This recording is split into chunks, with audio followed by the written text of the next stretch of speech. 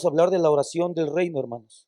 Hoy vamos a hablar acerca de la oración modelo que la iglesia ha conocido por mucho tiempo como el famoso Padre Nuestro. A veces pensamos en esta oración como algo descoyuntado de su contexto y pensamos que eso es una oración aislada, como que eso es como un paréntesis dentro del sermón del Señor, y no es así, es parte y continuidad del mismo. Es entonces cuando el Señor, y no por casualidad, nos da el regalo de la oración. Nos da un primer resquicio de dónde agarrarnos, de dónde apoyarnos y una herramienta, un medio de gracia para poder cumplir con las expectativas que el reino nos pide. Te voy a pedir que abras tu Biblia, por favor, en Mateo capítulo 6 y vamos a leer de manera inicial solamente la primera parte del versículo 9. Dice así la palabra del Señor: vosotros pues oraréis así. Este versículo viene a ser como una bisagra que nos deja ver, hermanos, y nos induce a tres aspectos importantes que vamos a estudiar hoy, del versículo 5 al versículo 13 del capítulo 6 de Mateo. Son tres aspectos fundamentales que vamos a estudiar hoy, y estos son: número uno, una presuposición; número dos, el Señor hace una distinción en dos aspectos, y después nos muestra la famosa llamada oración modelo. En esta oración modelo, que es el Padre Nuestro, vamos a ver con la ayuda del Señor 7 puntos. Queremos rescatar 7 puntos importantes. Quiero mencionar, hermanos, que el Padre Nuestro ha sido estudiado mucho tiempo. De hecho, hay estudios que me parece que son adecuados, pero pueden de repente provocarnos un problema, y es pensar que el Padre Nuestro es una sucesión de tópicos específicos y fijos a expresar en oración. Esto es lo que le sucedió a la Iglesia Católica, la volvió un rezo, una repetición sin sentido, sin entendimiento. Si bien el Padre Nuestro nos muestra una estructura, no pretendo decir en nada y para nada que esta debe ser única y exclusivamente la forma en que se debe orar, en ese orden o incluso con esas palabras.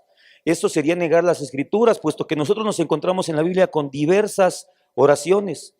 Encontramos oraciones extensas, encontramos oraciones muy cortas, como la de Pedro hundiéndose en el mar: Señor, ayúdame que perezco, fue toda su oración. Encontramos oraciones más elaboradas y oraciones un poco más sencillas en su lenguaje, y todas estas igualmente eficientes, igualmente poderosas, porque, hermano, se ha dicho por ahí que la oración es la fuerza que mueve el brazo del Todopoderoso. Yo no creo eso. El Todopoderoso no se mueve porque nosotros le hagamos manita de puerco. La oración es eficaz por quien escucha, no por quien la hace la oración o por cómo la hace. Es por quien escucha que la oración es eficaz y es poderosa. Amén. Y vamos a entrar, hermanos, primero, punto número 1 que vamos a estudiar es la presuposición con la que el Señor comienza en el versículo 5. Él comienza diciendo: y cuando ores. Y cuando ores, el Señor, hermanos, de manera inicial está asumiendo que todos los ciudadanos del reino oran. Ese es el punto de partida de la enseñanza sobre la oración del Señor. Su primera presuposición es que tú y yo somos hombres, o debemos ser hombres y mujeres de oración, que los discípulos del Señor, los ciudadanos del reino, oran. Eso es un punto importante, hermano, porque recuerda, viene el Señor hablando de las bienaventuranzas. Después nos pone la expectativa tan alta de la perfección que debemos manifestar para la gloria del Señor. Y después nos viene a decir: bueno, es que yo presupongo que tú estás orando. Yo presupongo que tú eres un hombre o una mujer que toma tiempo para orar. Hermanos, debería ser más sencillo encontrar un hombre vivo que no respire a un cristiano que no ore. Esa es la presuposición que el Señor comienza teniendo. Y cuando oren, no dice y si es que oran, o si en algún momento deciden orar, dice no, cuando oren. Solo es cuestión del tiempo. La vida del cristiano debe ser solamente cuestión de tiempo para que se le encuentre orando, cuestión de oportunidad para encontrarle orando. La oración es una muestra de la comunión con Dios. Es una evidencia de que la gracia nos ha reconciliado con el Señor, porque la reconciliación, ¿en qué términos fue? No fue una reconciliación distante, donde solamente en un concepto mental pensamos que estamos relacionados con Dios, pero no existe una relación. La reconciliación que tenemos a través de Jesús es una relación activa, es una relación dinámica, y esta se manifiesta fundamentalmente a través de 2 puntos, que es la lectura de la palabra y la oración. además de la convivencia con los hermanos, lo que dice la palabra en Hechos, que la iglesia permanecía en la oración, en el partimiento del pan, en la comunión, en la doctrina de los apóstoles. Amén. Y después entramos al segundo punto, hermanos, que es una distinción. El Señor dice, no seas como los hipócritas. Y nos empieza a dejar ver, hermanos, tres tipos distintos de oración. No solamente comienza a enseñar a orar como si fuera algo que la iglesia o que los discípulos jamás hubieran hecho. Él dice, los discípulos oran, los que creen en Dios oran, pero ahora distingue, no solamente es el orar, sino cómo orar, qué tipo de oración. Y hace una distinción el Señor donde distingue, valga la redundancia, tres oraciones: la oración del hipócrita, la oración del gentil y la llamada oración del reino, que es el Padre Nuestro. En los versículos 5 y 6 vemos cómo el Señor describe el primer tipo de oración. Dice, y cuando ores, no seas como los hipócritas. Es interesante, hermanos, que el Señor dice, no seas, no dice no ores. Él hace una alusión al no ser, alude a la esencia, al ser del que él denomina como hipócrita. No se limita, hermanos, la oración no se limita a la forma de orar, sino al corazón con el que se hace, al ser interior. El Señor dice, no seas. No nada más dice, no ores como ellos, no tomes sus patrones, hermanos. Es por eso que enfaticé al principio, no estoy queriendo dar una forma en la cual debemos orar. Quiero hoy, con ayuda del Señor Espíritu Santo, desglosar el contenido que debe tener nuestra oración. El contenido que debe mostrar lo que nuestro corazón tiene y lo que nuestra mente tiene como concepto de Dios. Entonces, número 1 dice, no seas como los hipócritas. Es un llamado a una transformación interior, una oración que sea fruto de lo que realmente somos, de lo que nosotros somos, de nuestro ser interior. Y dice, no seas como los hipócritas, porque ellos aman el orar de pie en las sinagogas y en las esquinas para ser vistos de los hombres. Ellos aman orar, pero con el objetivo negativo e hipócrita de solamente ser vistos por los hombres. Tienen un amor por las formas de pie. Hace un énfasis, les gustan las formas. Hay quienes, hermanos, de repente podemos decir, es que ese hermano no se hinca como yo, o ese hermano no se postra como yo, ese hermano no se tira como yo. Hermanos, eso no es lo importante. Si es una motivación de nuestro corazón, una humillación el postrarnos o tirarnos, es correcto hacerlo, pero jamás pensando que eso nos va a ganar algún tipo de beneficio delante del Señor. Tienen un amor por las formas y sobre todo debido a quién lo hacen o delante de quién lo hacen. Hermanos, debemos aprender algo de esta enseñanza. No se ora para, se ora a.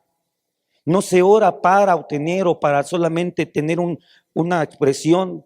Se ora a Dios. Estos hombres estaban orando de una manera para obtener la vista de los hombres. Oraban para ser vistos, para ser reconocidos, para mantener su autoridad delante de los hombres. El objetivo real de ellos era ser vistos, ser respetados por los hombres. Y dice la palabra, de cierto os digo que ya tienen su recompensa. La oración de ellos tiene una recompensa vana e intrascendente. Cuando estamos en una relación tan grande que es la oración entre Dios y nosotros, podemos estar pensando en algo tan pobre como el halago de los hombres, hermanos. Justo es que eso sea toda nuestra recompensa. Toda nuestra recompensa. Debemos aclarar, hermanos, o tomar en cuenta que la oración, el Señor está dando un sermón donde se encuentran no solamente sus discípulos, sino también hay entre ellos detractores, y más adelante lo deja ver el pasaje, el sermón y el mismo evangelio de Mateo lo va mostrando. Y estos son aquellos hombres que el Señor describe como estos hipócritas. Y en Mateo 23 se encuentran los famosos ayes de Jesús. Y él dice, ay de vosotros, escribas y fariseos, hipócritas. ¿Por qué es que a los fariseos les interesaba ser vistos por los hombres, hermanos? Ellos eran una secta que tenían gran influencia dentro del Sanedrín, pero sabes que ellos eran los que tenían menos cantidad. Los saduceos eran muchos más que los fariseos. Entonces para los fariseos era de especial importancia tener el apoyo popular. Ellos eran, tal vez se puede decir, los primeros populistas, o fueron de los primeros populistas, porque a ellos les interesaba grandemente que la gente los apoyara, que la gente estuviera a favor de ellos, porque no tenían la cantidad numérica dentro de sus filas para poder tener una representación fuerte en el Sanedrín, pero necesitaban del apoyo del pueblo. Es por eso que más de una ocasión dice que queriendo matar a Jesús se detuvieron, porque tenían miedo de que la gente no los apoyara, de perder el apoyo del pueblo. Su poder estaba en el apoyo y el respeto del pueblo. Esa es la oración del hipócrita, el que busca ser visto, el que busca mantener su autoridad, el que busca ganar algún tipo de puesto, el que busca, tal vez si me ven orando así fuertemente, me vayan a ser anciano o diácono, si tal vez si ven que oro, me la van a dar de líder de oración. Esa no es una oración sana, no es una oración saludable, no es la oración del reino. En segundo lugar, el Señor distingue lo que Él llama la oración del gentil. En el versículo 7, y orando, no uséis vanas repeticiones como los gentiles que piensan que por su palabrería serán oídos. Amén. Y también nuevamente el Señor comienza diciendo, no solamente no orar, sino no se hagan como ellos. Está enfatizando que el ciudadano del reino no solamente ora, sino que tiene una naturaleza diferente al orar, que su ser es diferente. En el momento de orar, su corazón se está dirigiendo en otras intenciones que la de los hipócritas, que eran hombres que se consideraban a sí mismos religiosos, y de los gentiles, aquellos hombres que tal vez no eran religiosos, pero tenían fe. Cuando el Señor dice lo siguiente, no os hagáis semejantes a ellos, versículo 8, porque vuestro Padre sabe de qué cosas tiene necesidad antes de que vosotros le pidáis. ¿Sabías que este versículo ha sido usado por muchos hermanos para decir, yo no le pido a Dios, yo no expreso mis necesidades porque Él sabe, y como un argumento o un sustento para no orar? Hay gente que no ora, hermano, yo lo he escuchado, hay gente que no ora y usa como argumento este texto. ¿Para qué voy a orar si Dios ya sabe mi necesidad? No debemos orar si Dios sabe lo que tengo necesidad, Él me ha de proveer. Eso no es el sentido de este pasaje. No está anulando o descalificando el elevar nuestras peticiones o necesidades delante de Dios. Porque en Filipenses 4:6, hermanos, dice, por nada estéis afanosos, sino sean conocidas vuestras peticiones delante de Dios en toda oración y ruego con acción de gracias. Debemos sumar la palabra, no solamente aislar algunos versículos para tomar algunos argumentos generalmente equivocados cuando aislamos o dividimos la palabra. El Señor nos está diciendo que no oremos. El Señor nos está diciendo que no seamos vanos en nuestra oración y que nosotros no nos hagamos como ellos, que Dios sabe de qué tenemos necesidad. Lo vano, hermano, de la palabrería que tiene la oración del gentil recae en su contenido y en el argumento de su oración, en el contenido de la oración. Eso es lo que hace vana una oración. No hay oración delante de Dios, no hay tiempo dado a la oración que sea infructuoso. No hay un tiempo de la oración genuina que pueda ser considerada. ¿Es vano orar? No es vano. Lo que puede ser vano es el contenido de nuestra oración, puede ser el argumento de nuestra oración. Y ahorita vamos a ver a qué nos referimos con estos dos puntos. ¿Cuál es el contenido y el argumento de la oración que el Señor nos deja como oración modelo? Y el Señor, al hacer esa distinción entre la oración de los hipócritas y la oración de los gentiles, nos deja ver algunas de las primeras características de la oración del reino.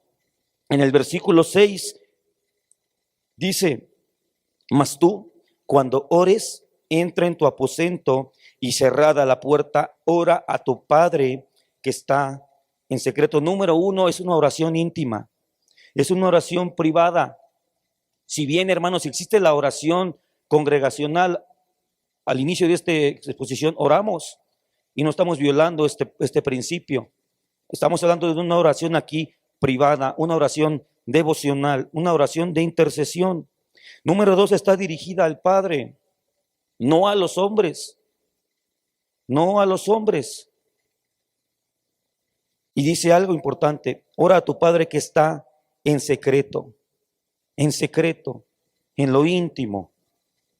Allí la palabra, hermanos, es una palabra griega, cripto. La menciono solamente para darte esta ilustración, porque existía en la antigua Grecia, en Esparta, existía una policía secreta que era llamada la criptoi. Y lo uso como ilustración para que veamos a qué se refiere el Señor con que el Señor está en lo secreto. No es que esté oculto, no es que esté inaccesible a nosotros. Por Cristo ahora tenemos acceso al Padre, Él lo declaró, sino que esta policía secreta lo que hacía era una policía altamente eficaz, pero que no se movía ante los ojos de los hombres. Realizaba su labor de una manera encubierta y con mucha astucia, con mucha inteligencia, y casi siempre alcanzaba su objetivo. El Señor que está en los secretos nos habla de aquel Dios que aunque los hombres no vean, Él está operando en nuestra vida, hermano. Aunque pareciera que la gente dice, bueno, y él dice ser cristiano, pero mira, tiene problemas, pero es que la obra del Señor se está dando de una manera muy astuta, se está dando en lo profundo de nuestro corazón. Es esta misma la naturaleza del reino. ¿Te acuerdas cuando estudiamos las etapas del reino, las fases del reino? El reino anunciado, el reino en misterio, y ha de llegar la consumación del reino. Eso no menoscaba la eficiencia, el poder y la autoridad que el reino de Dios tiene y tendrá sobre toda la tierra. De la misma manera, hermanos, para muchos hoy el Señor está oculto y preguntan, ¿dónde está su Dios? ¿Y dónde está su Dios? Y tal vez algunos, no lo dudo, detractores pueden decir de la iglesia en Ucrania, y mira, y eso que son cristianos, ¿dónde está su Dios? Pero nuestro Dios está en lo secreto. Nuestro Dios se mueve como esta policía secreta griega que se estaba moviendo dentro de las calles y nadie los veía, y estaban haciendo su obra, su investigación, su labor, y nadie se daba cuenta.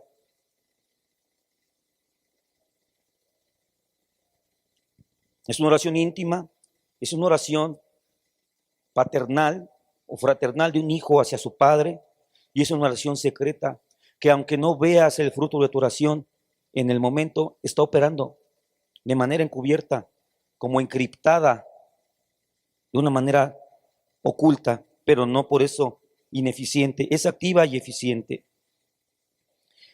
Entonces, después de haber hecho esta distinción, el Señor abre la puerta hacia la definición de la oración del reino en el versículo 9. Después de que dice, no seas como los hipócritas, no seas como los gentiles, dice el versículo 9, y es donde encontramos esta bisagra. Vosotros pues, ese pues hace referencia a todo lo que está anteriormente, de todo lo que ya les expliqué, de no orar como gentiles, no orar como hipócritas. Vosotros pues, en consecuencia de esto, ustedes van a orar así. Y es donde entramos al Padre Nuestro. El Padre Nuestro toma su nombre de las primeras dos palabras con las que empieza el Señor a orar, y lleva una cierta estructura, hermanos, lleva una cierta estructura que, repito, no es un rezo. Vamos a ver un poquito de la estructura, pero para encontrar el contenido de la oración, el contenido del corazón que ora, el contenido que no solamente es emocional, es un contenido doctrinal, profundamente doctrinal, que trae como consecuencia una vida y una vida de experiencias en el Señor. Número uno, hermanos, del contenido. ¿Qué es lo que contiene el Padre Nuestro? Número uno, nos muestra una relación íntima con Dios. Comienza el Señor diciendo, Padre nuestro que estás en los cielos. Padre, aquí es la palabra griega pater, que muy probablemente viene de la palabra Abba. Es una palabra, hermanos, que habla de la paternidad, pero es una palabra de confianza, es una palabra, no es una palabra dura y rígida para los judíos, hermanos, en el primer siglo. Los padres tenían un papel altamente fundamental en la sociedad. Se les consideraba a los padres como proveedores, fuertes y ejemplos en quienes sus hijos podían confiar. No es una oración ritual, hermano. Lo que el Señor está empezando a decir, hermano, esto fue lo que les rompía la cabeza a los fariseos y a los saduceos y a todos los religiosos de la época, porque ellos no podían, no se atrevían a decirle Padre. El Señor Jesús comenzó a usar esta oración porque los religiosos tenían una oración distante, una oración fría, pero el Señor Jesús de entrada nos muestra la adopción que tenemos en Él. Y es de agradecerse muchísimo, hermanos, que no dijo Padre mío. Jesús no dijo Padre mío, sino dijo Padre nuestro. Él está en ese momento abriendo los brazos del Padre para que todos aquellos que nos hemos refugiado en la cruz de Cristo, podamos ser adoptados y tengamos la oportunidad de declararlo nuestro Padre. No es una oración ritual complicada, sino un acto de fe expresado en una relación confiada, hermanos, pero no confianzuda. Es distinto. Una oración confiada, pero no confianzuda. ¿Confiada de qué? ¿Quién podría estar delante del Señor en audiencia y no caer muerto ante nuestro pecado y nuestra condición? Nuestra confianza está en que por los méritos de Cristo, hoy no solamente podemos, sino que seremos escuchados, que nuestra petición será puesta a consideración por el Señor de todo. No es una oración para llegar como con el Señor con un desparpajo. Hermanos, de repente es increíble escuchar y ver cómo gente se puede referir al Señor Jesucristo como Chuchito. ¿Lo has escuchado? Haciendo alardes que tengo confianzas que somos. No, espérate. Estás delante del Señor. Estás delante del Todopoderoso. Pon cuchillo en tu garganta cuando hables delante del Señor. No estamos hablando con nuestro amigo ni con nuestro primo. Él es nuestro amigo, pero es el Señor. Él es el Señor.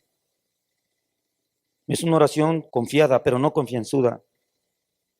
La oración modelo del Señor demuestra que los discípulos en la tierra tenemos acceso al Padre que está en los cielos. Ubica al Señor en su supremacía, hace una alusión directa a su supremacía, a la posición elevada del Señor sobre todas las cosas. Por supuesto, el Señor no está en el cielo que vemos. En el pensamiento judío, los cielos era lo más alto, no había más alto. Para ellos, el Señor, y para nosotros, es supremo sobre todas las cosas. Nos deja ver esta paternidad hermosa, hermanos, que nos trae un hermoso recordatorio en el libro de Efesios capítulo 5, versículo 1, cuando dice el apóstol: sed pues imitadores de Dios como hijos amados. Esta es la relación que nos está develando el Padre nuestro en su primera frase. Debemos imitar a Dios como hijos amados. Siguiente: santificado sea tu nombre. En esta parte, hermanos, comienza ya la sección de las peticiones del reino, de la oración del reino. Y son 2 secciones de 3 peticiones cada una. La primera sección es conocida como la sección de las peticiones del tú, porque son peticiones que el que está orando, en este caso el Señor Jesús, está haciendo en relación a Dios. Son peticiones que no son para Él, no son a nivel horizontal, son peticiones elevadas hacia el cielo. Y la primera petición, hermanos, es importante. La primera petición que la oración del Señor hace es que el nombre del Señor sea santificado. Esta primera petición se concentra en Dios, pidiendo que el nombre de Dios sea engrandecido en todas las áreas de la vida y en todo lugar. ¿Sabías que en la época de Jesús, cuando se referían a alguna persona, el nombre y las cualidades de dicha persona se ponían juntas? ¿Te acuerdas de aquel personaje que el libro de Hechos nos muestra? Es Simón el mago, Juan el Bautista. ¿Por qué se llamaban así? ¿Por qué se les terminó quedando ese nombre, José el soñador? ¿Por qué? Porque los atributos de la persona se ponían directamente relacionados a su nombre. Y es por eso que aquí la palabra del Señor dice: santificado sea tu nombre, porque la santidad es un atributo que está ya en el nombre del Señor. Su nombre es santo, Él es santo, 3 veces santo. No está diciendo esta oración que nosotros podamos atribuirle santidad a Dios o que lo podamos hacer más santo. No, está hablando de que el nombre del Señor, que ya es santo, sea reconocido como tal en todo lugar. Que en nuestra vida, en tu vida, en la mía, el nombre del Señor sea reconocido como santo y que manifestemos ese temor reverente delante de quien estamos. Que el nombre del Señor sea santificado. No reclama que el nombre de Dios sea honrado, sino que Dios mismo sea verdaderamente reconocido como santo. Él es santo, lo reconozcamos o no. La petición del Señor es porque el nombre del Señor sea reconocido. Hermanos, en el tiempo del Señor Jesús era su oración que la santidad de Dios se diera a conocer. Hermanos, hoy en día es una gran necesidad. Hoy en día está creciendo exponencialmente un cristianismo que no considera la santidad del Señor, que pensamos que nos podemos acercar delante de Él con frutos de la carne, que nos podemos acercar delante de Él como nosotros queremos y como nosotros pensamos. Recuerde la historia de la reina Esther. Hay una interpretación por ahí, hermanos, que no estoy yo de acuerdo, que dicen que nosotros, la iglesia, no debemos llamar a Jesús nuestro rey, porque ya es nuestro esposo, es nuestro amado, entonces ya no debe ser nuestro rey. Y yo pensaba en el tema y decía, no estoy de acuerdo. Ese fue el pecado de Basti, porque ella pensaba que solamente era su esposo y lo despreció, como luego pudieran despreciar algunas esposas a sus esposos. Y lo que vino como consecuencia a su vida no fue el castigo de un esposo, fue un decreto real. Fue el rey el que la despojó de su título y la echó. Esther, cuando llega al trono, ella no es una mujer imprudente. Ella sabía que no podía entrar delante del rey nada más así, se tenía que hacer un protocolo, prácticamente pedir una cita y entrar con un protocolo real. Es por eso que Esther no va a presentar la petición de salvar a su pueblo ante el trono del Señor, sino que lo invita a cenar a su casa. Porque ella no podía entrar, pero sí podía hacer, fíjate qué maravilla, se encuentra escondido allí. Ella no podía llegar al rey, pero el rey sí podía llegar a ella. Tal como el Señor hizo con nosotros. Nosotros no podíamos subir al monte santo del Señor y es por eso que el rey tuvo que bajar a nosotros. Y como dice el Señor Jesús mismo, y todo el que me abre la puerta, yo entraré con él y cenaré. Eso es lo que hizo Esther. Invitó a este rey a su casa a cenar con él y ahí en 3 ocasiones presentó su petición, su rogativa, con toda reverencia, sabiendo quién es él, no de manera confianzuda. Después la oración continuó diciendo, venga tu reino.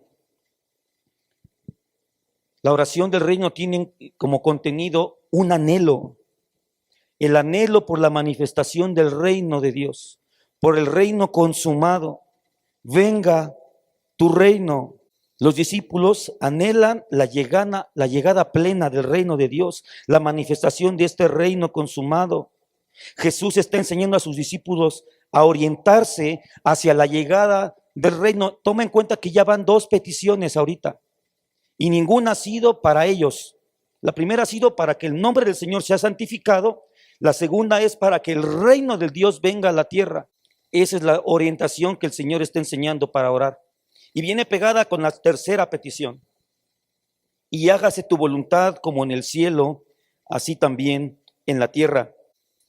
La manifestación del reino de Dios tiene una característica visible y es que voluntariamente todos los seres humanos han de someterse a la voluntad del Señor. Jesús fue el anticipo de esto. Él ha sido el único, el primero que ha cumplido a cabalidad toda la voluntad del Señor, toda su voluntad absoluta. Jesús la cumplió en su obediencia activa, que es haciendo todo lo que tenía que hacer, y su obediencia pasiva, que es no haciendo lo que no tenía que hacer. Eso es lo que nosotros también debemos buscar cumplir, hermanos.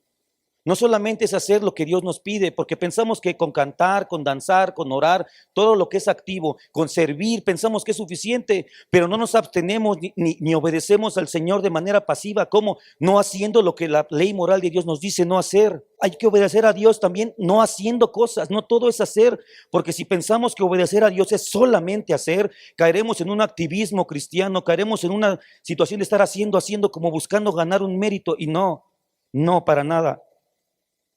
Hágase tu voluntad como en el cielo, así también en la tierra. Y esta oración, hermanos, no solamente es una oración para que los demás hagan la voluntad de Dios, es un llamado a la vida recta en santidad que es consecuente con este anhelo futuro de que la voluntad de Dios sea hecha. ¿Y cómo y dónde va a empezar a manifestarse el reino de Dios? Haciéndose la voluntad de Dios en nosotros, en los discípulos. Si nosotros genuinamente anhelamos la manifestación del reino y que la voluntad de Dios sea cumplida en toda tierra, en toda nación, nosotros somos los primeros llamados a manifestar ese reino. ¿Cómo? Haciendo la voluntad del Señor. Y notemos que estamos en el contexto de la oración, hermanos, porque esto nos puede regresar al llamado a la perfección. Hermanos, que nadie puede hacer eso. No, pero estamos orando. Estamos en un contexto donde estamos pidiéndole al Señor que Él haga esto. Le estamos diciendo, Señor, hágase tu voluntad. Santificado sea tu nombre. Punto número 1. No, nadie va a hacer la voluntad de Dios si no tiene un concepto bíblico y correcto de quién es Dios. Si tú sigues pensando que el Señor, el Padre, es una especie de Santa Claus que está para cumplir tus anhelos y tus deseos, jamás nos vamos a someter a su voluntad. Jamás. Si tú piensas que o tal vez ni siquiera crees en Dios, solamente vienes o venimos porque nos traen nuestros papás y no tienes un concepto claro, y si no claro, al menos orientado hacia lo que verdaderamente es Él, jamás te vas a someter a la voluntad de Dios, jamás lo vamos a hacer, porque no vamos a tener un temor de Dios. El temor de Dios es lo que nos va a llevar a cumplir su voluntad. Hágase tu voluntad en el cielo como en la tierra. El reino de Dios, la oración del reino busca primero, hermanos, la gloria de Dios, no las necesidades propias. Con estas 3 peticiones termina la parte de las peticiones que son dirigidas hacia el Señor. Si juntamos estas 3 peticiones iniciales, hermanos, podemos decir que se enfocan exclusivamente en Dios y en sus planes, mientras los creyentes lo adoran, lo alaban y se someten a su voluntad antes de introducir sus propias peticiones personales. Insisto, estoy hablando del contenido de nuestra oración, no estoy definiendo un rezo. Después comienzan las peticiones que son en el sentido horizontal o están dirigidas a satisfacer las necesidades de nosotros, sus discípulos, sus hijos. Y en el versículo 11 dice, el pan nuestro de cada día, dánoslo hoy. Esta oración, hermanos, expresa la dependencia de Dios para el sustento diario, hermanos. De la misma manera que el pueblo de Israel dependía de Dios que mandara su maná del cielo para su alimento diario, nosotros los discípulos deberíamos depender de Dios para la provisión cotidiana de nuestras necesidades. Es Dios quien nos sostiene, es Dios quien nos alimenta. Esta petición, hermanos, insinúa que en lo profundo de este pedido de alimento está la petición de una experiencia cotidiana que se cumplirá al regreso de Jesús. En la descripción de la Nueva Jerusalén, hermanos, la palabra dice que no hay necesidad de luces. Es la gloria del Cordero la que ilumina toda la Nueva Jerusalén. Él es la satisfacción plena, cotidiana y eterna que tendremos en el reino de Dios. Él es, ya no habrá hambre. Él será nuestra saciedad todo el tiempo. Hoy estamos llamados a experimentar esta saciedad en episodios, en momentos, en días, porque estamos sujetos al tiempo, estamos sujetos debajo del sol, pero llegará el día, mi hermano, que esa provisión será continua y eterna. Y no tendremos más hambre y no tendremos más sed, no tendremos más angustia, porque el Señor, el Cordero de Dios, es y será nuestro eterno sustento. Solo Él y para siempre. Hoy lo vivimos en pedacitos, hermano, pero será para siempre.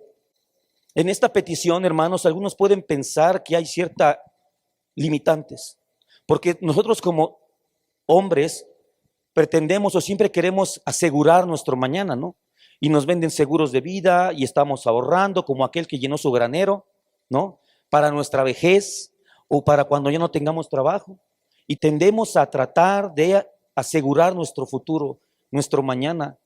Y entonces cuando una persona que piensa así se encuentra con este pasaje, dice, oye, no, espérate, es que me dejas desamparado. No, lo que este pasaje nos da es una gran y abundante libertad, hermano. La oración que pide el sustento físico libera a los discípulos de quedar empantanados en la fútil preocupación por su subsistencia. Tú debes saber y confiar, hermano, que el Señor es bueno y justo y no te dejará sin alimento. Y apelo a la oración que una hermana de nuestra iglesia hacía cuando bendecía sus alimentos y agradecía los alimentos. Ella oraba y decía, gracias Señor, porque podrá pasarse la hora, pero nunca el día. Podrá ser que no comas exactamente a las 3 de la tarde como estás acostumbrado. Tal vez sea un poco más tarde, pero has de comer. y hemos de agradecer al Señor porque Él nos sostiene. No nos debe nada, no nos debe nada. Mateo 13:22 dice, describe esta cárcel de la cual la oración del Padre Nuestro nos libera. Dice, explicando la parábola del sembrador, dice el Señor, el que fue sembrado entre espinos, este es el que oye la palabra, pero el afán de este siglo y el engaño de las riquezas, que ante los ojos de los hombres es el satisfactor máximo de sus necesidades, ahogan la palabra y se hace infructuosa. Cuando el Señor nos dice que Él nos ha de dar el alimento de cada día, nos está librando de estos espinos. Si tú puedes orar y podemos orar al Señor, yo confío en ti, tú has de dar mi alimento en el día, nos estamos librando de esos espinos que tienden a ahogar la palabra. Esta oración nos libra para dedicarnos a la tarea de buscar primeramente el reino de Dios, como el Señor Jesús dijo más adelante en este mismo capítulo, más buscad primeramente el reino de Dios y todas las cosas os vendrán por añadidura. El versículo 12 nos empieza a mostrar otro punto en el contenido de la oración, y es el reconocimiento de nuestra condición. El Señor dice, y perdona nuestras deudas como también nosotros perdonamos a nuestros deudores. Tiene dos aspectos esta oración. El primero es ruega a Dios el perdón de nuestras deudas. Las deudas, hermanos, ante Dios también representan nuestros pecados. En la enseñanza judía, hermanos, una deuda era sinónimo de pecado. Era sinónimo de pecado. Y cuando uno lee, hermanos, el versículo paralelo al que estamos leyendo en Mateo, que es en Lucas capítulo 11, dice así el versículo, y perdónanos nuestros pecados, no dice deudas. Lucas dice, y perdónanos nuestros pecados, porque también nosotros perdonamos a los que nos deben. Aquí queda más claro que para el Señor una deuda y un pecado es lo mismo.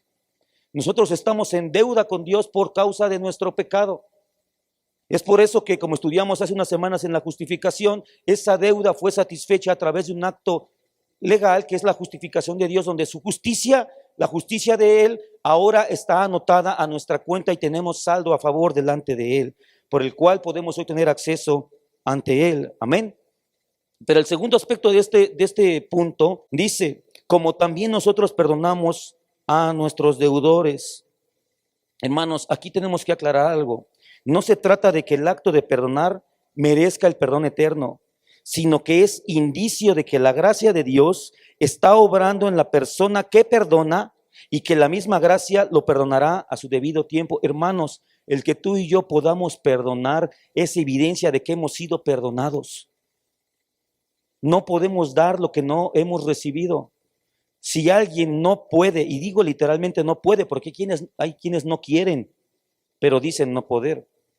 No, digo que cuando alguien verdaderamente no puede perdonar, es porque no ha recibido el perdón de Dios. Es porque no ha sido perdonado. El perdón de Dios no depende de que nosotros hayamos perdonado primero, hermanos.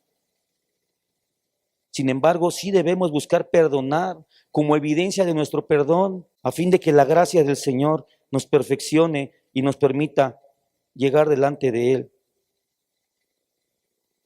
El siguiente punto, hermanos, que quiero ver en este versículo 13, es que se está pidiendo la protección de Dios. El Señor dijo, y no nos metas en tentación, mas líbranos del mal. Otras traducciones dicen, no nos dejes sucumbir a la tentación. Y otra dice, no nos abandones a la tentación.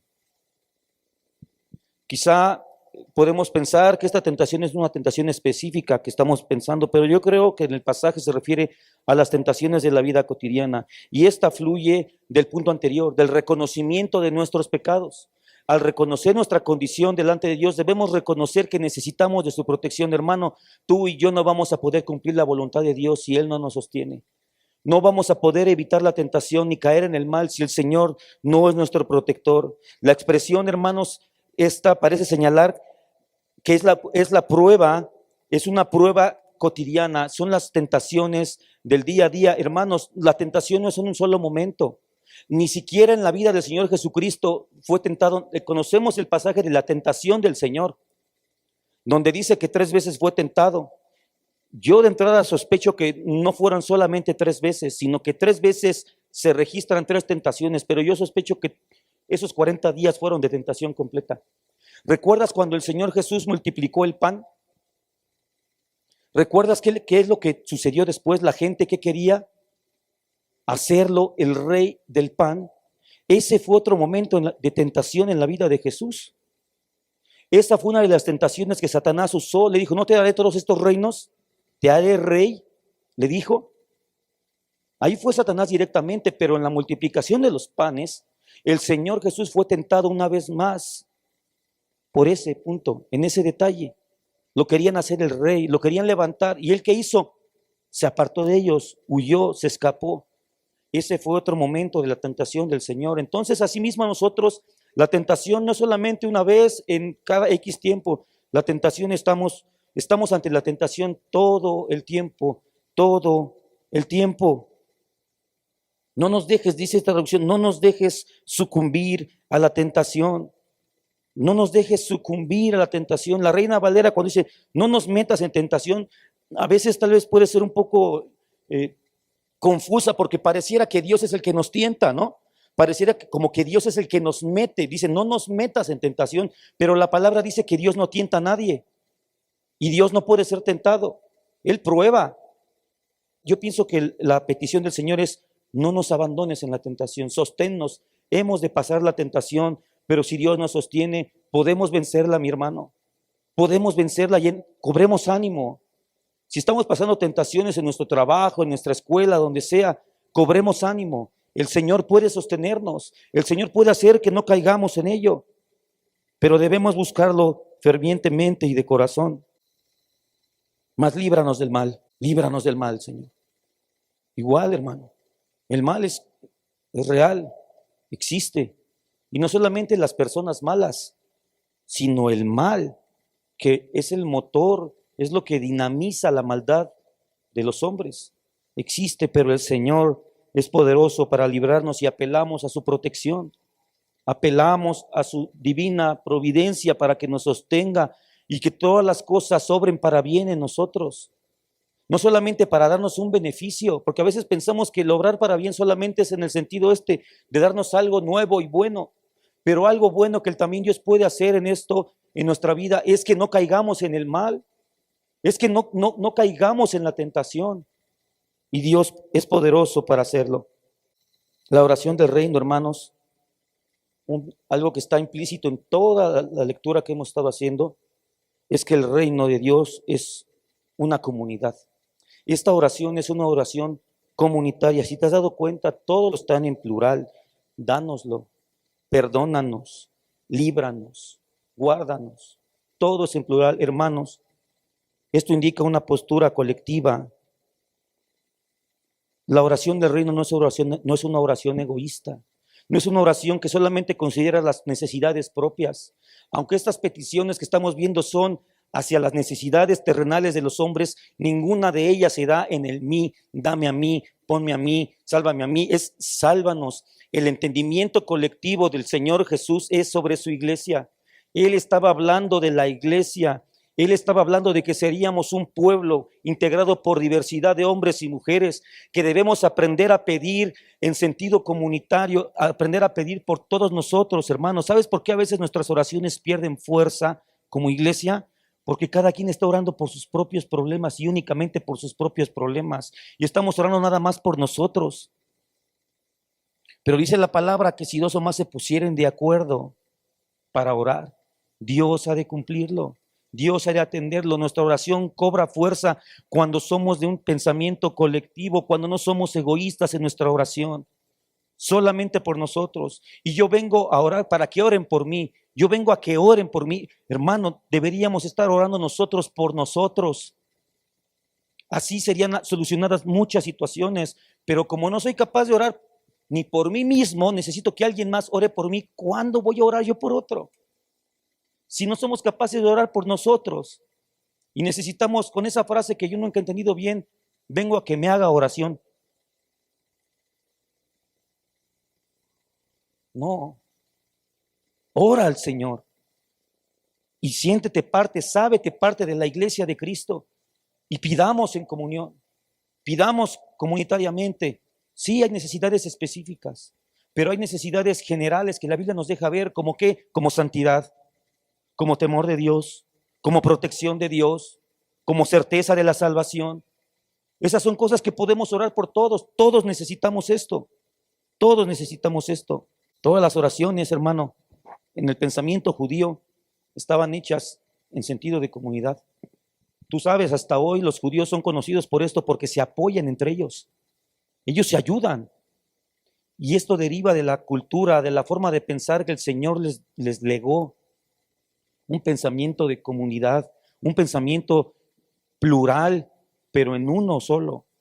Por eso ellos se ayudan y en sus oraciones eran en ese sentido, que el Señor bendijera a todo Israel. Por eso encuentran las oraciones de los profetas, y aunque ellos se encontraban tal vez en la deportación o se encontraban como Jeremías viendo la devastación de Jerusalén y no pedían, ay Señor, consuélame a mí porque yo estoy muy triste. No, las oraciones de los profetas eran, Señor, tu pueblo, Señor, tu pueblo, Señor Israel, Señor Jerusalén, Señor, oh Jerusalén. Y Jerusalén eran todos. Así nosotros, oh Señor, tu iglesia, Señor, tu pueblo, Señor, tu reino, Señor, tu nación, tu familia y su familia somos todos nosotros. Que el Señor bendiga a su pueblo, que el Señor edifique su iglesia. Eso, hermanos, es una característica de la oración del reino. Y estos son algunos de los puntos que tienen como contenido la oración del Padre Nuestro. No es la única oración modelo. Así de manera muy breve quiero tomar el ejemplo de la oración de Abraham, de la actitud que tuvo Abraham cuando iba a subir al monte a sacrificar a Isaac. Eso era un culto, eso era una acción de gracias al Señor. Y veamos lo que hizo el Señor. Abraham se levantó de mañana. En esto podemos ver, número uno, su disposición. Caminó durante 3 días, hermano. Allí podemos ver su celo para las cosas de Dios. Dejó a sus siervos al pie del monte. Aquí vemos su privacidad. Él no subió, igual que el Señor Jesús cuando subió al monte a orar, los dejó y él se fue aparte solo a orar con su Padre. Abraham también subió en privacidad a orar con el Señor. Tomó leña y fuego con él. Allí vemos su preparación, hermanos. Y esto es lo que lo quiero tomar para dar paso al siguiente punto, que es donde quiero dar más énfasis. Tomó leña y fuego con él. Allí vemos que hubo una preparación para subir delante de Dios. No llegó de manera improvisada. No llegó a ver qué se me ocurre en el momento. No, llegó preparado. Finalmente Abraham edificó un altar y puso leña en orden. Luego tomó el cuchillo. Aquí vemos el devoto cuidado de su adoración. No es llegar con mis ganas nada más, mi hermano. Tenemos que prepararnos para el día del Señor, tenemos que prepararnos para orar, para estar delante del Señor, así como Esther lo invitó a cenar, pero no dijo, a ver qué pedimos ahí pedimos una pizza, a ver qué comemos. No, preparó banquete, preparó la mesa, la hermoseó, la preparó, porque ella tenía un objetivo de presentar su petición delante del rey y preparó todo. Dios puede recibir oraciones espontáneas, por supuesto, porque somos sus hijos. ¿Qué padre, si su hijo no se está a punto de caer y da un grito, no corre a detenerlo? Nosotros somos malos. El que él es bueno lo hará como lo hizo con Pedro. Pero cuando tenemos oportunidad, hermano, debemos prepararnos, debemos demostrar devoción, debemos demostrar preparación, celo, hermano, tener disposición, un devoto cuidado por la oración. Y esta preparación que vemos en Abraham también se muestra en la oración del Señor. Porque no fue una oración que estuviera sostenida sobre el aire, sobre buenas intenciones, sobre una mera necesidad, sobre una intención, así como un castillo en el aire, como un sueño guajiro. No, la oración del Señor tenía un sustento, un fundamento, un argumento. Y ese es el último punto que quiero enfatizar hoy. La oración del Señor Jesús, la oración modelo, tiene un argumento. Y termina diciéndolo así, parte 2 del versículo 13. Porque esa palabra es muy importante. Está orando, ya manifiesta las peticiones en sentido vertical, las peticiones del tú, y da las peticiones de nosotros, las necesidades de la comunidad, de la iglesia, del pueblo. Y comienza con un porque. Esta palabra porque nos deja ver que sobre lo que él va a decir descansa todo lo que ha estado orando desde el principio. Porque tuyo es el reino y el poder y la gloria por todos los siglos. Amén. Este es el argumento de la oración del Señor. Y el argumento es la base sobre la que descansa la petición delante de Dios. El argumento a la oración le da solidez, valor y peso al contenido. Podemos tener un contenido bueno, podemos tener claras cuáles son las necesidades, lo que queremos que suceda de la gloria de Dios en toda la tierra, la podemos tener clara, que todo sea para la gloria de Dios, sí, para la gloria de Dios y para la gloria de Dios. A veces nos dan un halago y de manera casi involuntaria decimos para la gloria de Dios y no entendemos lo que estamos diciendo. Podemos tener claras las necesidades que como iglesia tenemos, pero si no tenemos una base, un argumento sólido, hermanos, pierde sustento. Y aquí es donde descansa el punto de la oración de los gentiles, de las vanas palabrerías. Una vana palabrería del gentil es aquella oración que no tiene sustento, que no tiene un argumento válido, que no tiene base. No es llenar la boca con palabras, ni buenas frases, ni bellas expresiones, sino llenar la boca con argumentos. Los antiguos santos, la iglesia solía argumentar en la oración. Cuando lleguemos a la puerta de la misericordia, hermano, los argumentos eficaces son los golpes al albadón que hacen que se abra esa puerta. Un buen argumento va a ser más eficaz y más poderosa, le va a dar estructura a tu oración. Por eso el Señor dice, ustedes oran y no reciben porque no saben pedir, no saben orar. No se refería a que no sepas cuál es tu necesidad, por supuesto que tú sabes cuál es tu necesidad. Sabemos cuál es la necesidad de la iglesia, por supuesto. Sabemos cuál es el objetivo que como iglesia tenemos, que la gloria de Dios sea dada a conocer en todo lugar, por supuesto. Pero entonces, ¿por qué no sabemos orar? Porque no tenemos sustento, no tenemos fundamento. Mira lo que dice el libro de Job, capítulo 23, versículo 3. Cuando pensamos en aflicción, hermano, desde niños lo hemos aprendido. ¿En quién piensas? Cuando pensamos en calamidades, en desgracias, en la Biblia, en Job, es tal vez de los más grandes ejemplos de una vida en desgracia, aparentemente, porque la gracia de Dios estaba ahí con él. Y después de todo lo que tú ya sabes que él pasó, que en un mismo día perdió todo su dinero, murieron todos sus hijos, perdió su casa, perdió sus amigos, perdió la salud. ¿Cuál hubiera sido la oración de un cristiano común y corriente? Señor, sáname, Señor, mi casa, Señor, dame más hijos. Pero veamos qué oró Job. Veamos qué oró Job. ¿Quién me diera el saber dónde hallar a Dios? Igual que el Señor Jesús, el primer punto de su oración no se trata de él, sino se trata de Dios. Él reconocía que Dios aún estaba en su trono. Yo iría hasta su silla, que también puede ser trono. Yo iría hasta su silla. ¿Y qué dice? Expondría mi causa delante de él, claro, las peticiones que ya vimos, y llenaría mi boca de argumentos. Argumentos. Hermano, en esto estriba por qué a veces nuestras oraciones no pasan del techo. A veces podemos decir, hay hermanos o hermanas que dicen, hermano, estoy bien contenta. ¿Por qué? Porque Dios escuchó mi oración. Y la base que esta hermana o hermano tienen para decir que Dios escuchó su oración es porque la respuesta de la oración fue favorable, pero eso es un error. Dios escucha todas las oraciones, mi hermano. Lo que pasa es que a veces contesta no. Lo que pasa es que a veces niega la petición, te dice no. Y entonces pensamos que Dios tiene la responsabilidad ante el hecho de escuchar la oración de responder, pero no es así. Recordemos, como usted, estamos delante de un rey, la audiencia delante del rey. Tenemos que presentar una oración con argumentos, con base, pero ¿con base en qué? No es una oración basada en meras emociones, percepciones, juicios e interpretaciones personales, o en tu dolor o en nuestras angustias, sino en argumentos. Hermano, a veces solamente oramos por hambre.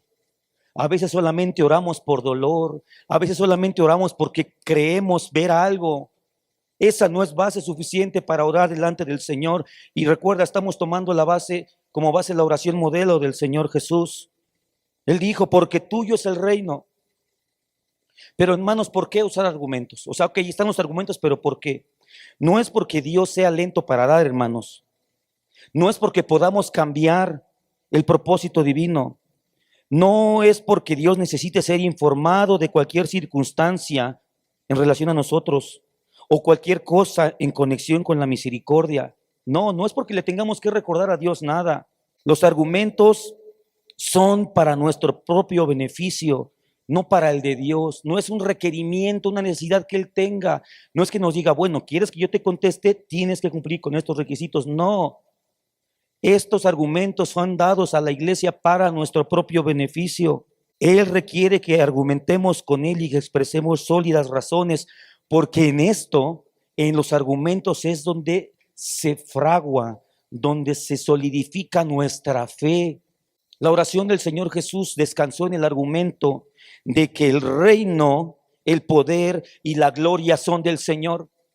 Es por eso que presentó su oración ante Él y no ante un palo como lo hacen los incrédulos, no ante la Virgen de Guadalupe, porque no tienen capacidad. La oración del Señor Jesús fue argumentada bajo la base o con la base de que el Señor, su Padre, a quien Él hablaba y nosotros hoy podemos hablar, es el que tiene el reino, el poder y toda la gloria. Eso fortalece la fe en la oración. ¿Por qué oras a Dios? ¿Por qué oramos a Dios? ¿Por qué no vas a, por qué cuando tus hijos tienen hambre, oramos la iglesia, oramos a Dios y no vamos al DIF? ¿Por qué si no tenemos casa, en lugar de ir ante el Infonavit, oramos a Dios? ¿Por qué? ¿Por qué es que la iglesia cuando necesita un auto, en lugar de ir en primera instancia y pedir a las puertas de la agencia de automóviles, por favor, denme un auto? ¿Por qué lo hacemos de rodillas en nuestra habitación? ¿Por qué? Porque Él es el Dios de todas las cosas, porque Él es el que posee el poder, la autoridad, la fuerza y el amor y misericordia para ser propicio a nuestras necesidades. Ese es el argumento de nuestra oración. Esa es la base, la solidez de nuestro ruego ante el Señor. Y vamos a ver algunos de los argumentos, y insisto, solamente son algunos, hermano, por cuestión del tiempo, solo algunos que podemos usar y que están en ejemplos bíblicos en la palabra. Número uno, un argumento para que podamos orar con fe y con sustento y nuestra oración tenga poder es ¿quién es Dios? Como lo hizo el Señor Jesús. Este es el que usó el Señor Jesús, porque tú eres el Rey, porque tú tienes poder, porque tú eres el Dios de gloria. Por eso pedimos esto. ¿Quién es Dios? Sus atributos. Es necesario conocer a Dios. Es necesario, hermanos. Aquí yo encuentro un sustento para hablar de teología, de la palabra teología. Teología significa conocimiento de Dios, estudio de Dios. Claro, de lo que nos permite conocer, porque no podemos conocerlo todo. Sería muy arrogante decir eso. Por eso necesitamos teología, hermano. Conocer a Dios. Jesús dijo, esta es la vida eterna, que te conozcan a ti y a Jesucristo a quien tú has enviado. En eso descansa, hermanos, nuestro anhelo, nuestra máxima oración y súplica, que es la vida eterna en Él para siempre, descansa en el conocimiento de Dios y de Jesucristo, su Hijo, enviado a nosotros. Si no conoces a Dios, tu oración es viento, es paja, porque no sabes a quién le pides. No tienes fe, porque ¿cómo vas a creer en alguien que no conoces? ¿Cómo vas a confiar en aquel que no sabes que es firme para sostenerte? ¿Cómo vas a decir Jehová es mi guerrero si no sabes que Él es el que no pierde ninguna batalla? ¿Cómo vas a saber que Él te ha de sanar si no sabes que Él es el que sostiene la vida de todos los vivientes? ¿Cómo? Como ejemplo, Abraham estando ante Sodoma, ¿te acuerdas aquel momento que el Señor dice que va a destruir la ciudad? Y Abraham se pone a argumentar con Dios y en un momento apela a un atributo del Señor. Fíjate, dice Génesis 18:25, quizá haya 50 justos dentro de la ciudad, destruirás también y no perdonarás al lugar por amor a los 50 justos que estén dentro de él. Lejos de ti el hacer tal que hagas morir al justo con el impío, nunca tal hagas. El juez de toda la tierra no ha de hacer lo que es justo. ¿Te das cuenta el argumento del Señor? El argumento de Abraham está argumentando que como Él es justo, Señor, tú eres el juez justo de toda la tierra. No hagas esto, Señor. Y no es que el Señor haya cambiado de opinión. El Señor sabe que Él es el juez justo de toda la tierra. Pero esto fortaleció a Abraham en su fe. Número dos, un segundo argumento que podemos usar: las promesas de Dios. Aleluya. Jacob ante Saúl, ¿recuerdas? Jacob salió huyendo de su ciudad, de su tierra, porque había engañado a su hermano Esaú. Se fue huyendo y después de un tiempo regresa y él tenía miedo a que Saúl le matase. Entonces Jacob se detiene y delante de él está su hermano Esaú, y Jacob se llena de miedo. ¿Y qué ora al Señor? ¿Qué es lo que oró Jacob al Señor? Dice Génesis 32:12. Y tú has dicho, hablando Jacob al Señor, yo te haré bien y tu descendencia será como la arena del mar, que no se puede contar por la multitud. ¿Recuerdas en aquel pasaje anteriormente en Génesis cuando Jacob se acuesta y pone sobre su cabeza sobre una piedra como almohada y tiene un sueño? Y el Señor le da una promesa y le dije, yo te haré bien y tu descendencia será como la arena del mar. Jacob, en este momento de duda, de temor, de miedo ante que su hermano lo pudiera matar, su argumento fue la promesa que Dios mismo le había dado. Yo te haré bien, y apela como argumento a esta promesa. Apelar a las promesas de Dios es un legítimo y poderosísimo argumento para cualquier hombre honesto. Él lo ha dicho y no lo hará. Dice la palabra, sea Dios veraz y todo hombre mentiroso. Apela a las promesas que Dios te ha dado, las que tú has atesorado como estandartes en tu vida. Apela a esas promesas. Esa es la promesa cuando el Señor le dijo al apóstol Pedro, de cierto te digo que hoy andas y vas para donde tú quieres, pero llegará el tiempo en que te vestirán, te ceñirán y te llevarán a lugares donde no quieras estar. El Señor le dijo a Pedro, tú vas a llegar a viejo, Pedro. Tú vas a llegar a viejo. Y es por eso que Pedro, en las circunstancias que se encontraba, él estaba confiado y decía, el Señor me dijo que yo iba a llegar a viejo. De estas algo, que las promesas de Dios sean un firme sustento para tu oración y tu confianza. ¿Cuál de las palabras que sale de los labios del Señor no permanecerá firme y será cumplida, hermanos? ¿Cuál de las palabras que el Señor ha dicho no ha de cumplirse? Ninguna. Toda su palabra se ha de cumplir. Por eso hay que leer la Biblia, hermano, y orar. No solamente orar la Biblia, orar con la Biblia en nuestros labios. No nuestras intenciones o solamente nuestra amargura o nuestra tristeza. Eso no sirve delante de Dios, hermano. Tu dolor, hermano, perdóname, si el dolor y el sufrimiento de Cristo en la cruz no lo hizo desistir de su santa voluntad y su santo propósito, ¿crees tú o creo yo que mis lágrimas, que no son una consecuencia de mi justicia como lo fue en Jesús, sino de mi pecado, crees tú que tu dolor y tu angustia y tu resentimiento va a mover el corazón de Dios? No. Es su santa palabra. Él es fiel a sus dichos, a sus designios. Justos y verdaderos son tus designios, Señor Dios Todopoderoso. Él ha de cumplir su voluntad.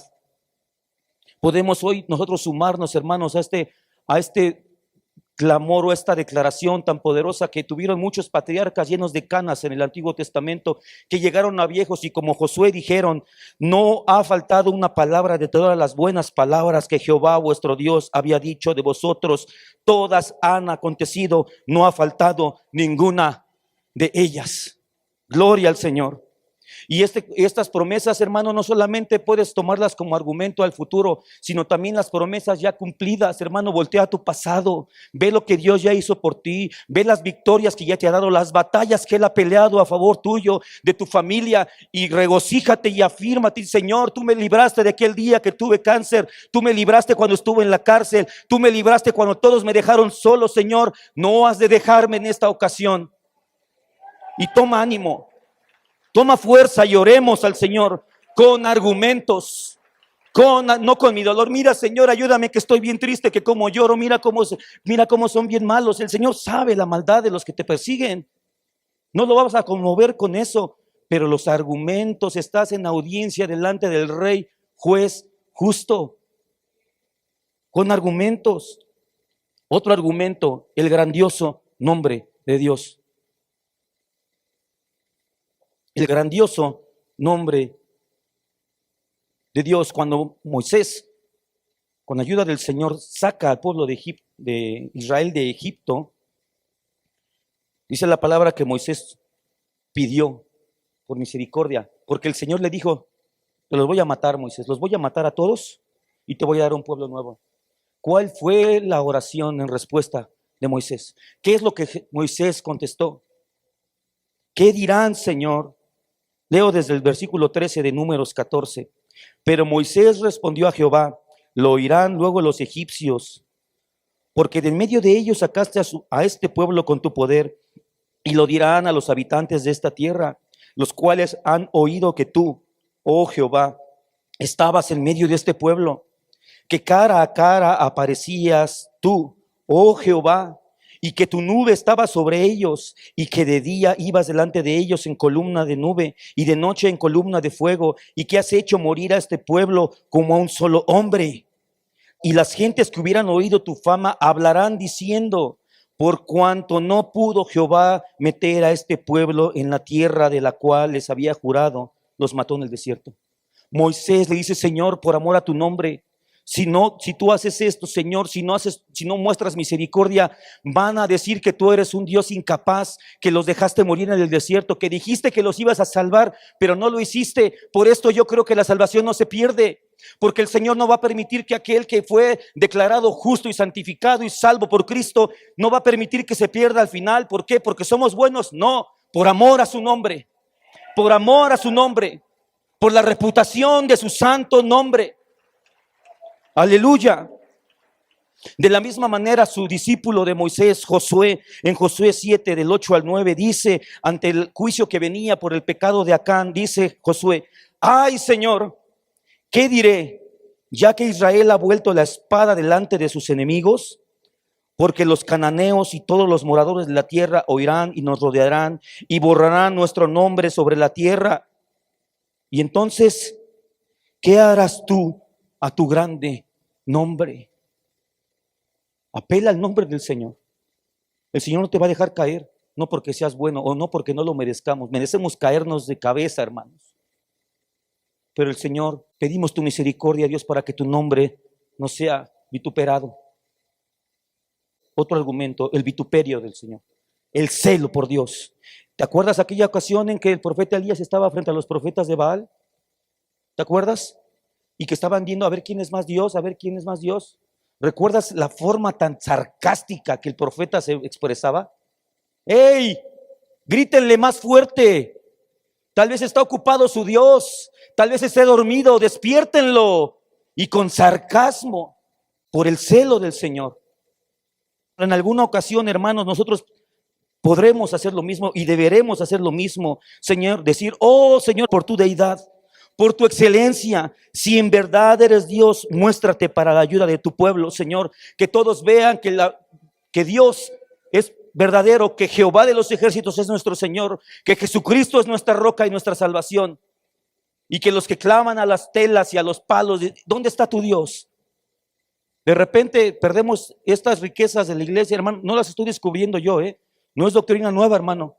Esta forma de oración argumentativa es algo que ha acompañado a la iglesia por mucho tiempo, pero habíamos olvidado. No es nueva doctrina. Estoy citando puro Antiguo Testamento. Que podamos argumentar así. Ahora son los incrédulos los que nos dicen así. ¿Y dónde está tu Dios?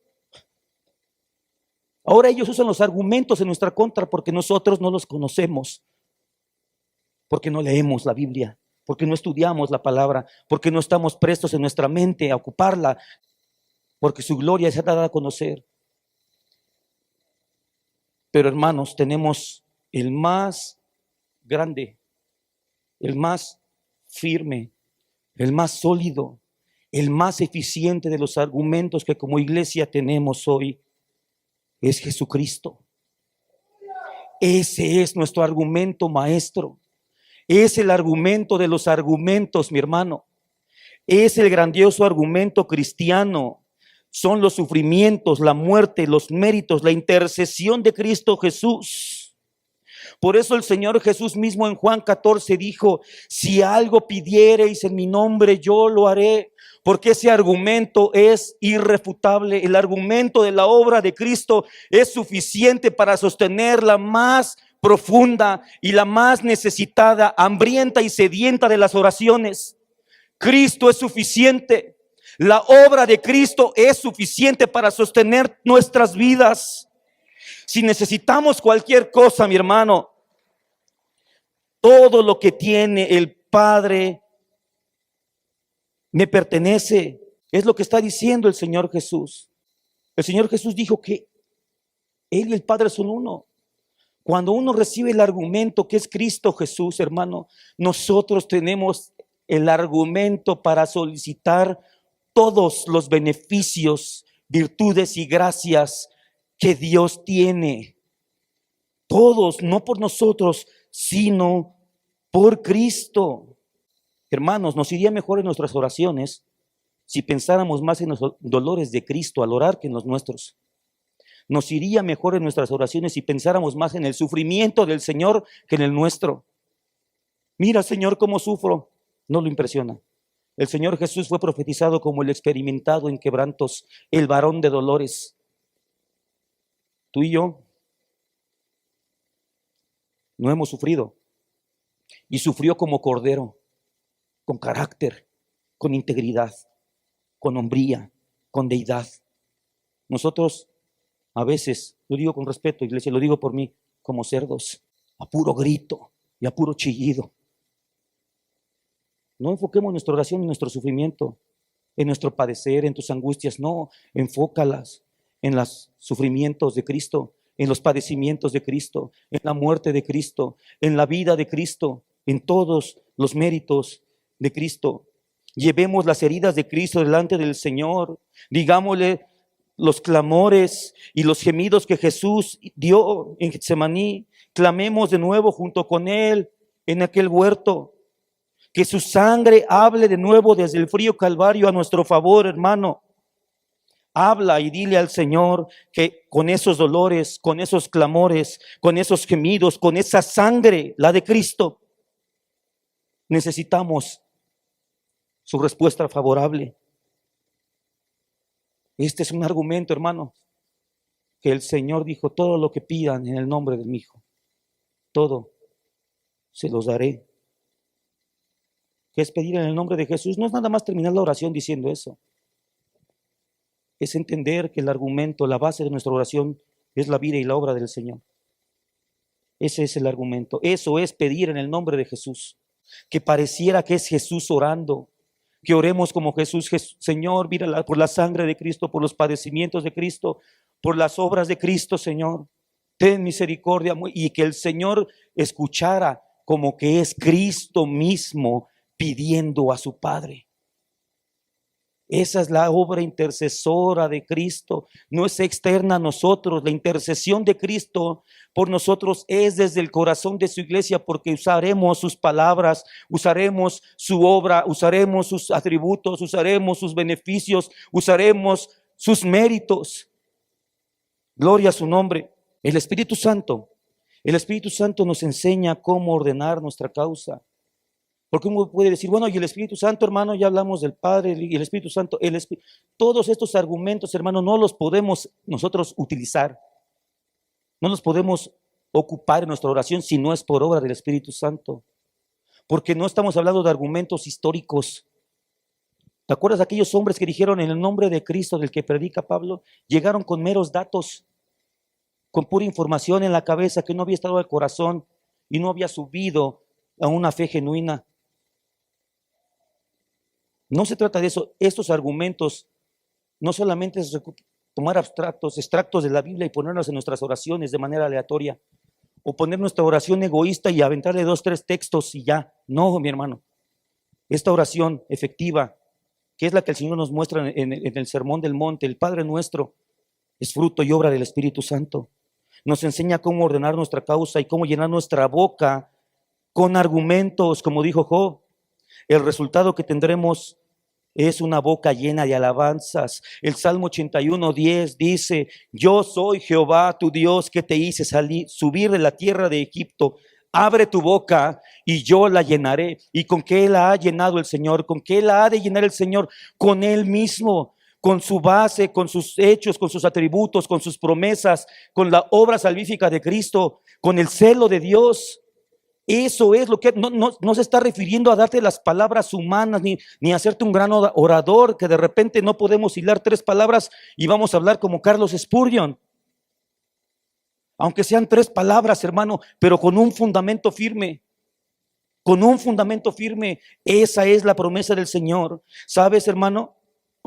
Existe registro de una ocasión, sirva como ilustración, en la que un rey persa tenía era un vocero, me parece, un delegado real. Y este rey persa estaba tan agradado con la obra de este rey, de este delegado o de este vocero, que lo pasó delante de él y le dijo: abre tu boca. Y cuando abrió su boca, él empezó a llenar su boca de esmeraldas, de rubíes, de diamantes. Y cuando estuvo llena, le dijo: retírate, porque él había sabido hacer bien su labor de hablar por el rey. Esa es una costumbre, hermanos, que existía en los tiempos davídicos dentro de los reinos de aquella región, en los reinos orientales. Tal vez esto tenía en mente el autor del Salmo cuando escribía esto, que cuando alguien sabía hablar bien de su rey, cuando alguien sabía hacer bien su profesión, su boca era llena de gemas, de joyas, de recompensas. ¿Se acuerdas que los gentiles ya tienen su recompensa? Porque los hombres sean vistos. Bueno, pues la recompensa del creyente cuando ora de manera distinta a ellos es que su boca será llena de riquezas de Dios. ¿Y cuáles son las riquezas? Su palabra, su sustento, la confianza, los argumentos, las bases bíblicas que este libro santo nos regala, hermano, y por las cuales podemos caminar, y no solamente para orar de manera abierta o en tiempo de oración, sino para vivir, caminando con ese argumento, que la palabra sea el argumento de nuestra vida, no solamente de unos tiempos o de unos momentos, sino todo el tiempo. El advenimiento del reino consumado de Dios viene anunciado, número 1, por su evangelio. Recuerdas el evangelio del reino. Y viene anticipado también, entre otras cosas, por la oración del reino. Esta refleja una cosmovisión, un entendimiento del mundo, una base de conocimiento, un anhelo y confianza expresada sobre argumentos bíblicos y en la persona, carácter y obra de nuestro Señor. Marcos 14:36 dice: y decía: Abba, Padre, igual que el Padre nuestro, la paternidad. Y este es su argumento: todas las cosas son posibles para ti. Y luego la petición: aparta de mí esta copa, mas no lo que yo quiero, sino lo que tú. Todas las cosas son posibles para Dios. Eso es ¿por qué oramos a Dios, hermano? ¿Por qué vienes cada domingo o cada culto o en cada necesidad que tienes en tu casa, tomando la presuposición que al principio vimos que el Señor hizo, que el cristiano ora, presuponiendo que nosotros oramos, presuponiendo que tomamos tiempo para orar, que vamos primero al Señor antes que a otras instancias? Pero ¿por qué oramos? ¿Por qué a Dios? ¿Por qué en el nombre de Jesús? ¿Te has preguntado eso? ¿Por qué? ¿Por qué decimos que fuera de Jesús no hay salvación ni vida eterna? ¿Por qué? Está escrito. Tenemos un argumento. ¿Por qué Jesús es el único camino a la vida eterna? ¿Sabes por qué? Porque no solamente es el único camino, sino porque Él es la vida eterna. ¿Por qué oras a recibir tus alimentos? ¿Por qué los agradeces? ¿Qué presuposición tienes en tu mente? Que Él es el sustentador, que Él es el que nos da el alimento.